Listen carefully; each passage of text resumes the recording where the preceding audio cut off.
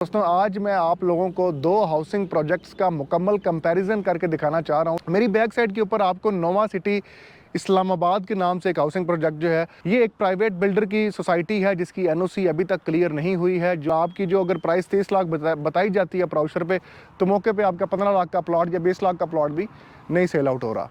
तो Islamabad cooperative housing society जो है, ये मुकम्मल एनओसीज़ तमाम सिविल एविएशन से, मिनिस्ट्रीज से तमाम एनओसीज़ जो हैं इसके मंजूर शुदा हाउसिंग प्रोजेक्ट है।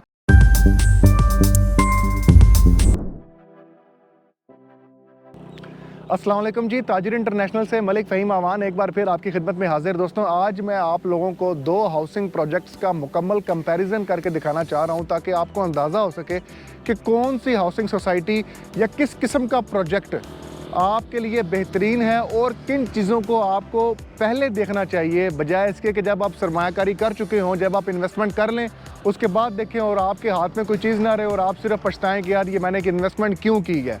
आज सबसे पहले हम इस लोकेशन की बात करें दोस्तों, तो ये ऊपर जो है ये सी पैक रूट है जो कि डायरेक्टली हकला इंटरचेंज से जाके डायरेक्टली कनेक्टेड है।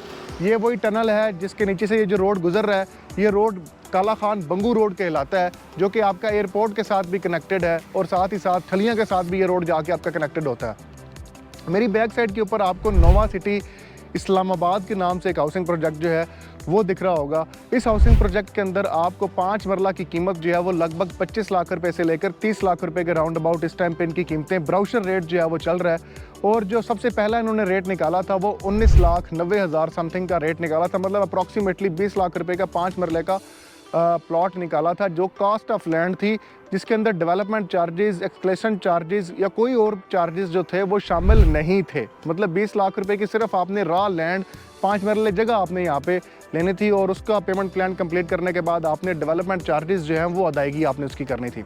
लेकिन दोस्तों आपको बताता चलूँ कि इसी रोड के ऊपर ये एक प्राइवेट बिल्डर की सोसाइटी है जिसकी एनओसी अभी तक क्लियर नहीं हुई है, जो काफ़ी मशहूर भी हुई। जिस टाइम रिंग रोड का स्कैंडल बना तो इस सोसाइटी का नाम भी बीच में आया, जिसकी वजह से काफ़ी हमें चीज़ें जो हैं वो देखने को मिला कि मार्केट में जो चीज़ें हाइप पे जा रही थी वो मार्केट में चीज़ें माइनस पे जाना शुरू हो गई और स्टिल अभी तक आपकी चीज़ें 50% माइनस पे जा चुकी हुई हैं।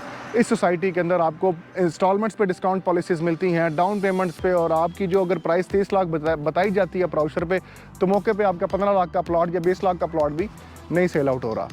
ये चीज़ लम्हा फ़िक्रिया हमारे लिए, ये चीज़ हमें कोई भी नहीं बताता। दोस्तों लोग आ जाते हैं, कैमरामैन्स आ जाते हैं, यूट्यूबर्स आ जाते हैं, काफ़ी दोस्त अहबाब आ जाते हैं और वीडियोस बनाना शुरू कर देते हैं सिर्फ एक पाव गोश्त की खातिर और पूरी भैंस ज़िबा कर देते हैं। इस तरह का शेवा हमारा नहीं होना चाहिए। मैं अपने इस प्रोफेशन को भी, बल्कि ये समझता हूँ कि इस प्रोफेशन को भी काफ़ी ब्लैक लिस्ट कर दिया गया इस वजह से ही कि हमारे लोग जो हैं वो लोगों को सही गाइड नहीं करते। एज ए कंसल्टेंट हमारी ये ड्यूटी बनती है कि जब एक कस्टमर हमारे पास आए, जब वो इन्वेस्टमेंट करना चाहे, तो हमें एक बेहतरीन इंसान होने की हैसियत से, एक बेहतरीन कंसल्टेंट होने की हैसियत से उसको एक अमानतन, एक ऐसा मशवरा, एक ऐसी गाइडलाइन और एक प्रॉपर ऐसा मतलब एक वन स्टॉप सोल्यूशन देना चाहिए जो उसके लिए बेहतरीन साबित हो, ताकि वो आपके साथ लॉन्ग टर्म चल सके। लेकिन हमारे लोग इस चीज़ को नहीं सोचते, सिर्फ वक्ती मुनाफे की खातिर अपना ज़मीर बेच देते हैं। दोस्तों इसी लोकेशन के ऊपर थोड़ा सा आगे जाकर मेन कोऑपरेटिव हाउसिंग सोसाइटी है जिसका रजिस्ट्रेशन नंबर 313 है।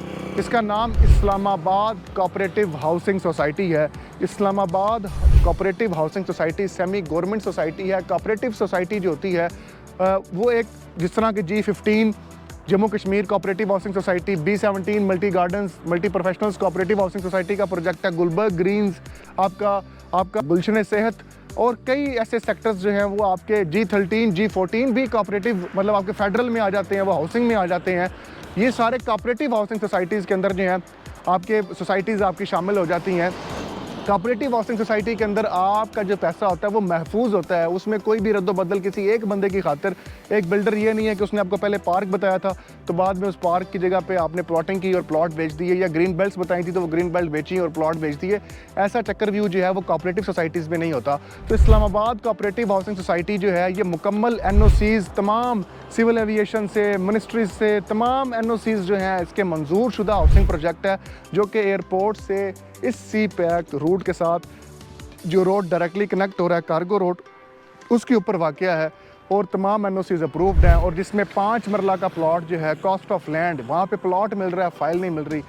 कॉस्ट ऑफ लैंड जो है वो सिर्फ 4,51,000 है, 5,000 मेंबरशिप फ़ीस मतलब 4,56,000 रुपये, और आपने 3,71,000 रुपये 2.5 सालों में डेवलपमेंट चार्जेस पे करने हैं। टोटल प्लॉट आपका 7,71,000 बाशमूल डेवलपमेंट चार्जेस 2.5 सालों में आपने अदा करना है।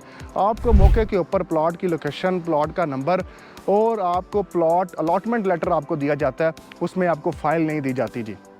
आपको प्लॉट सेल आउट किया जा रहा है, ना कि आपको कागज़ सेल आउट किया जा रहा है। तो आप ये सोच लें कि इसी रोड के ऊपर एक चीज़ 30 लाख रुपए की बिक रही है, लेकिन वो मौके के ऊपर 15 या 20 की भी कोई नहीं लेता, और एक चीज़ मौके के ऊपर आपको प्लॉट प्रॉपर मिल रहा है और 7,71,000 रुपये मिल रहा है और इतनी प्राइम मोस्ट लोकेशन पर मिल रहा है, तो ऑटोमेटिकली और NOC अप्रूव्ड मिल रहा है, कोऑपरेटिव मिल रहा है आपको, तो यकीनी तौर पे आपको इस चीज़ के ऊपर नज़रसानी करनी चाहिए। उम्मीद है कि आपको ये वीडियो ज़रूर पसंद आई होगी। मुझे दुआ में याद रखिएगा, अपना बहुत ज़्यादा ख्याल रखिएगा। फ़ी मान अल्लाह, अल्लाह हाफ़िज़।